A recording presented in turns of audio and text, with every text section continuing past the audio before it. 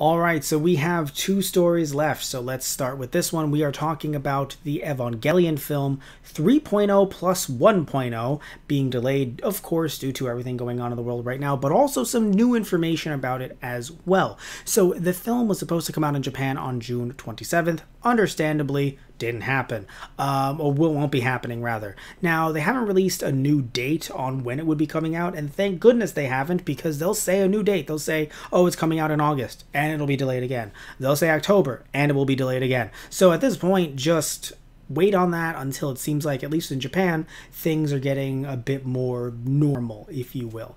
Either way, though, there is a new visual, which if you're watching this on our YouTube channel, you'll see the visual right now. And if you're listening to this over at our Podbean, the article is linked in the description box down below. And there's actually a tagline for the film in English, so it's called Evangelion 3.0 plus 1.0 Thrice Upon a Time. I actually like that. It's very... You know, it reminds me, it's very Alice in Wonderland-esque, which I haven't kept up with Evangelion, but with some of the, how do I put it mildly, very PG, the mindfuckery that has happened with that show, and with all of their media, the re-releases and everything. I do think that that is a great title. On the poster, it says "Bye-bye, all of Evangelion." That's a little ominous, Anno. So thanks for that, I guess.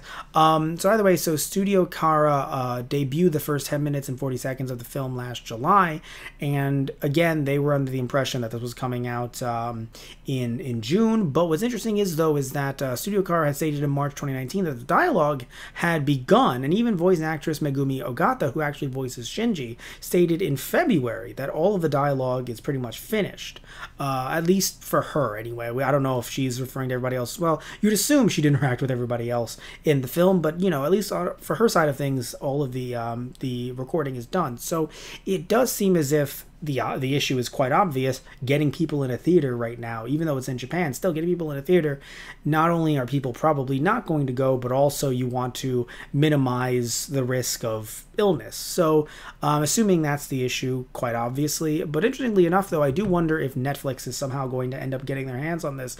I thought they did not get their hands on the first two rebuild films. I know Funimation had the rights to those, and oh boy, Tristan and I, when he was on the show, which he'll be back a little bit later this month, but when Tristan and I talked about the stuff going on with Funimation and Netflix when it came to bidding for this show, Funimation did not seem happy. But either way, the Studio Kara posted an English translation of a message by Hideaki Anno, the director of Evangelion, and about the delay of the film. So it was posted in English and in Japanese, so I'll read the English version of the message for you guys right now for those of you that are listening in. So it says, a message from Hideaki Anno by his handwriting in original Japanese version. Okay, so he says, to all who suffered from the recent...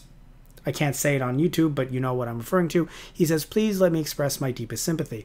Also, to all the medical staff and related persons who are still working on this case, I would like to extend my sincerest gratitude and respect. I feel so sorry to keep you waiting more for our new film due to unprecedented situation. Even I know well you already have waited for almost 8 years, which, like, yeah, that's crazy to think about.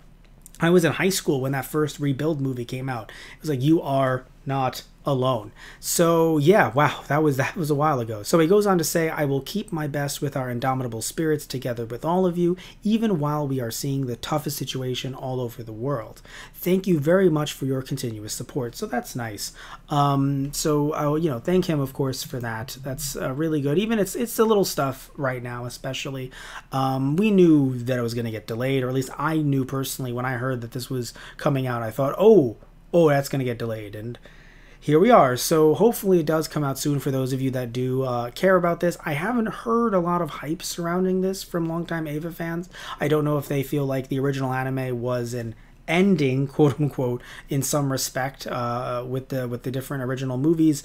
I haven't kept up with Eva. I've only seen a few episodes, maybe 10 or so. So I know as little about Eva and understand Eva as much as you all who've probably been watching since the beginning.